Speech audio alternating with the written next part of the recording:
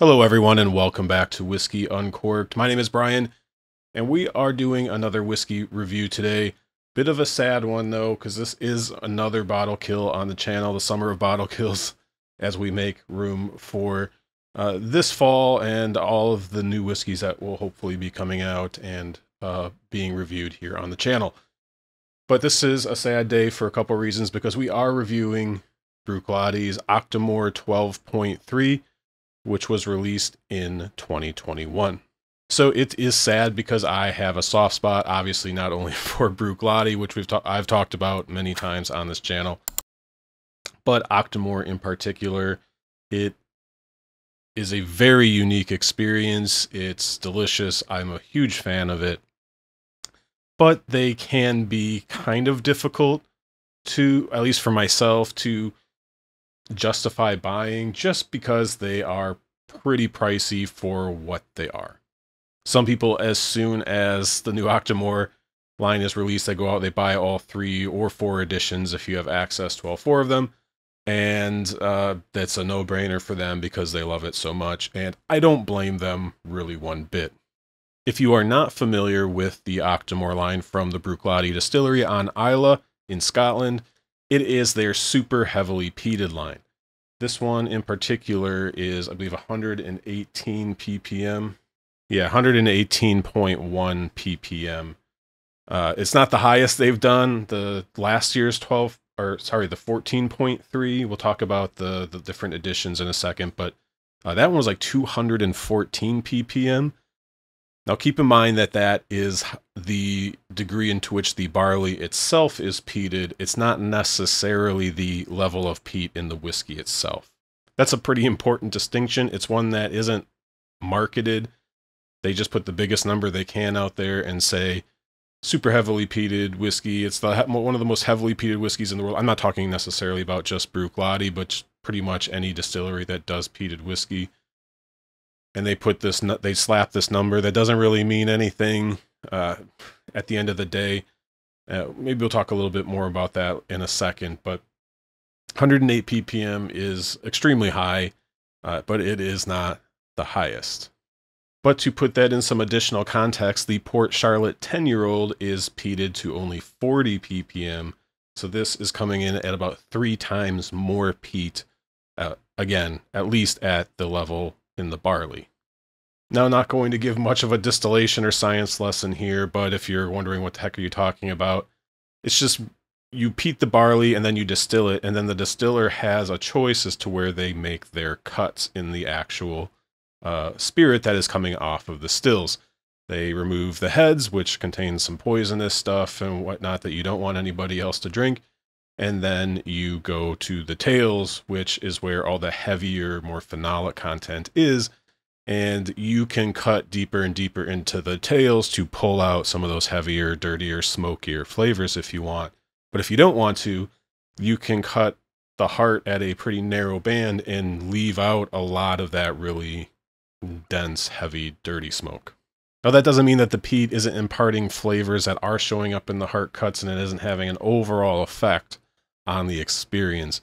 It's just when you think of like the Lafroigs and the Ardbegs and even the Springbanks and things that are dirty and funky and just have all of those complex flavors, they're probably, I'm not an expert, but my guess is that they're digging a little bit further into those tails, or the feints as some people call them, to pull out some of those more complicated, challenging flavors, at least for some of us.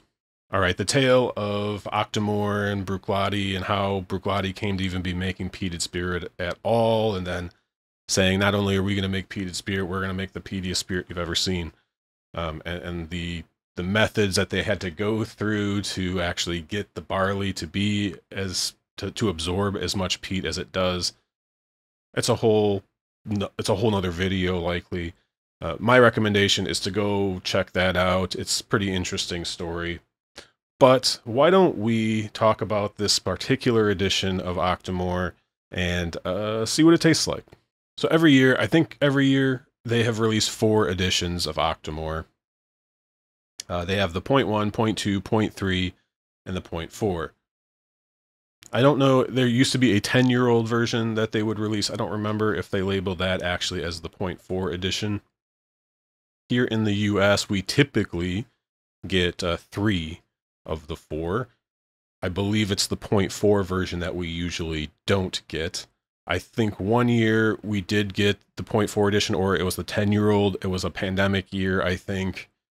Probably bars and that and whatnot were not buying it, so they had extras, so they sent them over here. But I'm pretty sure that generally speaking, the 0.4 edition does not show up here. But just to give a quick rundown in case you're interested, the 0.1 edition, so this year's upcoming version will be the 15.1. Last year's was the 14. The 14.1 will be primarily, or generally speaking, is bourbon forward. It's kind of their baseline.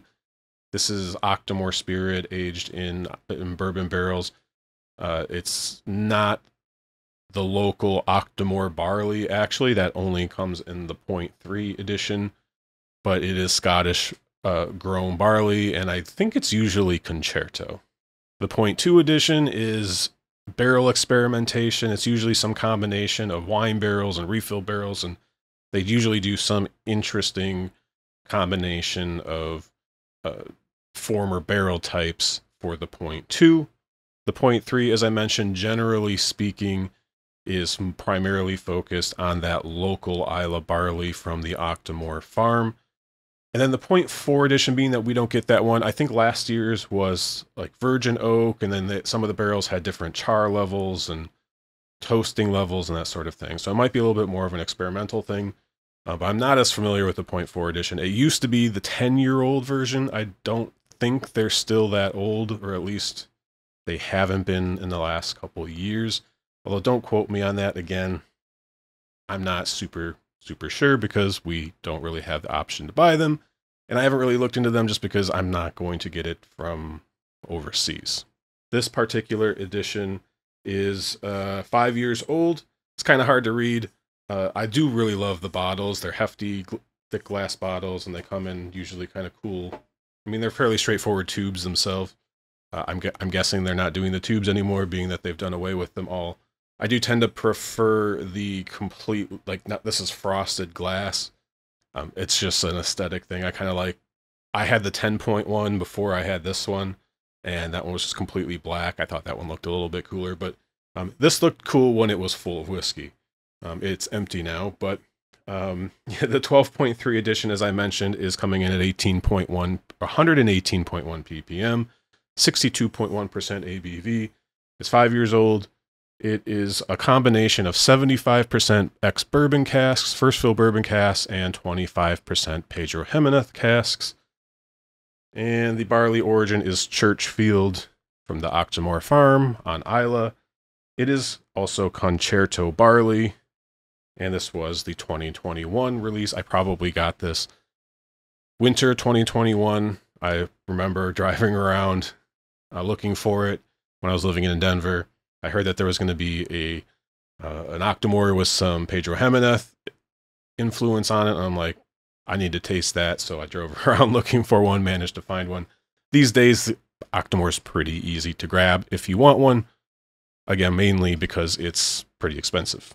So I found a shop here in California that I could order from, have it shipped to me. They still had all 3 editions of the 14, the 14.X, 1, 2, and 3. They had all 3 of them. If I remember correctly, the 0.1 was $220, the 0.2 was $260, and then the 0.3 was a whopping $300, and that is not including tax or, in my case, shipping, although I could probably find it somewhere closer if I wanted to look for it.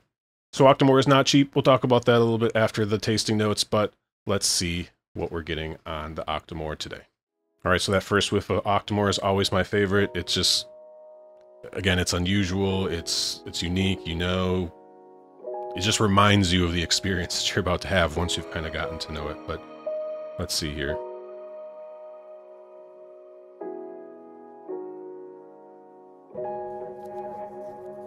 So, especially when these things are at full power, this has been open for probably over 2 years. It's probably lost a little bit of kick in the peat department, but the reality is I think the overall drinking experience really hasn't been affected at all by it being open for 2 years. It may have mellowed slightly, but generally speaking, we're still getting the same experience. For me, when Octomore is really hitting good on the nose in particular, it's this real salty, smoky bacon. There is a touch of Band-Aid or medicinal quality, a little bit of like a Lefroy. There is a sweetness here. It's a very kind of honey, malty sweetness on the nose. There is some fruit. I think the fruit becomes a little bit more apparent on the palate. For me, it's orchard fruit, stewed orchard fruits. There's some green apple kind of throughout, which green apple for me is a fairly typical note to get on younger whiskeys, right? It's that kind of tart, bright, almost kind of slightly grainy quality. But again, this is 5 years old, and the entire experience does not hint at it generally being 5 years old outside of kind of the power that it's bringing. There's maybe a touch of floral. For 62% ABV, it's a powerful whiskey, but at no point have I ever really felt like that it's out of control either on the nose or the palate. I've never really felt the need to add water to this. I probably have at some point, but generally, especially once I started getting lower in the bottle, I was done experimenting with it, so I'm not going to do that today because I enjoy this perfectly well neat. All right, let's see if we get anything else on the nose. There's a little bit of youth, a little bit of oak. It's a powerful whiskey. It's fairly straightforward. I think you can interpret some things a little bit differently, but it's not this hyper complex experience, and it's not necessarily something you would expect from a 5-year-old Scotch whiskey, especially at the 62.1% ABV. If you want to pick out a little bit more nuance, maybe that's where you do want to add some water. But I get really fixated on that like smoky bacon with a touch of Band-Aid, and then this kind of sweet, tart, stewed green apple. All right, enough of that. Let's get to the palate. Cheers. So there were some pretty sweet notes on the nose, but I think the palate, those really blow up. That PX is doing a lot of work here in terms of bringing a honey, almost kind of caramel or toffee sweetness, along with like a pretty dense fruitiness. It's salty, as I mentioned, on the nose. That translates well into the palate. The smoked pork is definitely there. On the finish, there's kind of like an ashy texture. It starts you get a bit of the oak, excuse me, and then it kind of transitions into this sort of ashy, almost Ardbeggy like texture, at least. That tart green apple is there. I've gotten it more as like a stewed green apple in the past, but today it's really crisp and fresh and very tart. You do get there's a little bit of that lactic Bruichladdich quality. If you look for it on the nose, you can find it. It's not a major component, but if my brain is looking for it and I know I'm drinking a Bruichladdich, I probably can find it. On the palate, though, I think that's kind of getting swallowed up by this like really tart green apple. A little bit of the youth grain, but it's definitely not a detractor to it at all. The finish itself isn't super long. I think at 5 years old, you're not expecting just this massive long finish. It's probably gonna fade pretty quickly. This hangs around well enough, though. It definitely kind of hangs around more in the front of the palate. The back finish, true finish, at least for me, is it's relatively short. It dissipates fairly quickly. I don't think it's short enough to be a problem, but it's definitely gonna make it not a 10 out of 10. There is maybe a touch of kind of like red berry, be a little bit more like a raspberry or something, just ever so slight. Again, it kind of mixed up in that kind of tartness, and there's a dryness to it. Now, I've said before that I get pretty skeptical of Scotch whiskeys as they creep closer and over 60% ABV, not needing a touch of water, at least not being better with some water. I do come across them. I drink my fair share of bourbon, and at 60% ABV, we're just getting started, right? For Scotch, it doesn't quite work as well, in my opinion, but you do find them. And I know that there are bourbon drinkers that actually do like Octomore quite a bit, and maybe do not like other malt whiskey at all. But it's the ABV here helps bring more flavor, more power. It brings some richness. It's carrying some of the sweetness, particularly that, say, bourbon drinkers are gonna like. This is a big, bold whiskey. It's a little peppery from the alcohol, but I don't get a lot of ethanol. I get a little bit of pepper, a little bit of grain. It's there, but it's not a detractor whatsoever. And I thoroughly enjoyed this bottle.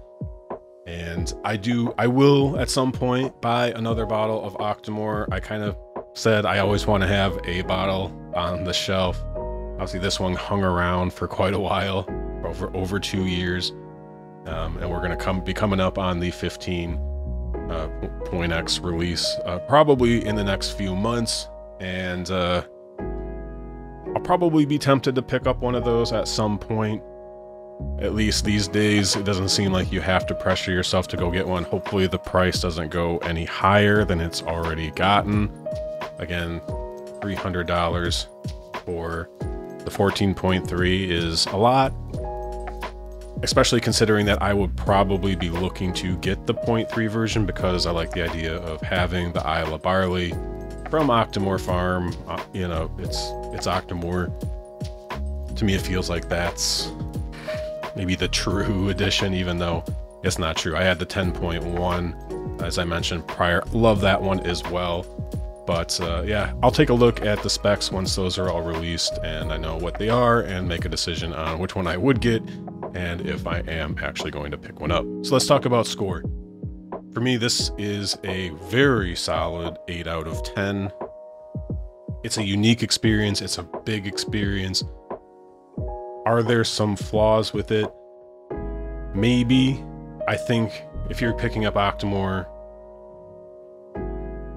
you're expecting what you're going to get.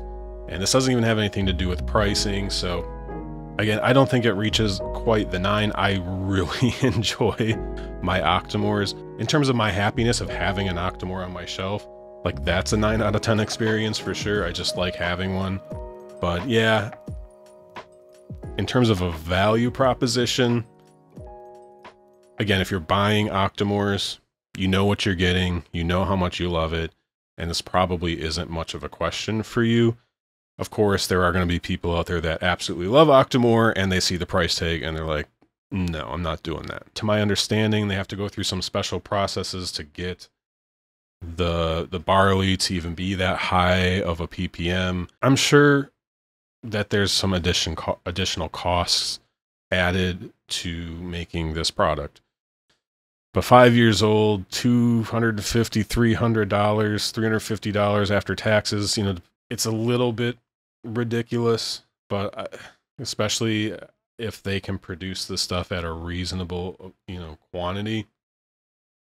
I saw on their, at least on their UK site, you can still go on their site and order the 13.4 edition. It's still on their site to be ordered. And all 4 of the 14 editions are still available on their website, at least in the UK. So they're clearly not like selling out of these. These are bottles that you can go buy here in the US. Like I said, I found the 3 versions sitting available on an online store at prices that are probably in line with what the MSRP was, generally speaking. I do see shops treat these things like highly allocated bottles and they inflate the prices, and of course they don't sell them, but be careful, don't overpay for these because even the MSRP is probably too high. Every once in a while, every couple years, this is a bottle that I want to look out for and have at least one. It'll be one. It'll always probably be one on my shelf just so I have that available for myself and to share with folks. and just to enjoy it, because it is a very unique experience. There's not too many other companies or distilleries trying to make whiskey like this. You know, obviously, like Ardbeg has released a couple super heavily peated editions and whatnot, and there's a special release probably here and there from elsewhere, but generally speaking, Bruichladdich Octomore line is the go-to, and it's well respected, and it gets good reviews, and people, generally speaking, really love it, provided the price doesn't scare you away. So, in terms of value, this is another one of these whiskeys, like a couple bottles that we've done recently. If you love this, it's good value. You don't care. You'll pay it to get it. You'll buy all 4 bottles, or all 4 editions every single year. It's something you look forward to, and it's worth every penny. If you don't love it, it's easy to kind of ignore and look past, because it is a very expensive 5-year-old whiskey, usually 5 years old at least. So it's up to you. It's probably technically a poor value, but that's not going to deter anyone who already knows that they love it. So make of that what you will, I suppose. It's something that they get away with, and being that they still have last year's in stock, I'm guessing they're probably not going to be trying to push that price too much higher, especially if they weren't. I'm sure they weren't scraping the bottom of the barrel on margins to begin with, but that's besides the point. So thank you again for tuning in to another summer whiskey review here at Whiskey Uncorked.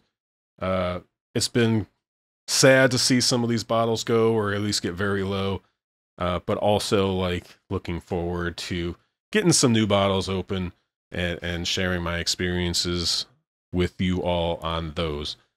But until next time, everyone, thank you once again for watching. Please leave a comment below. What do you think of Octomore? Is this a series you look forward to every single year? Is this one you would get if only they would get the price down probably quite a bit? Or is this kind of whiskey just not up your deal? Let me know down in the comments. Please leave a like if you've made it all the way to the end. I hope you didn't hate it. And if you haven't yet, please subscribe for more content like this. Gearing up. We're like halfway through summer now. We're coming up on August. It's going fast. We'll see how the rest of the summer plays out. But yeah, take care, everyone, and until next week, cheers.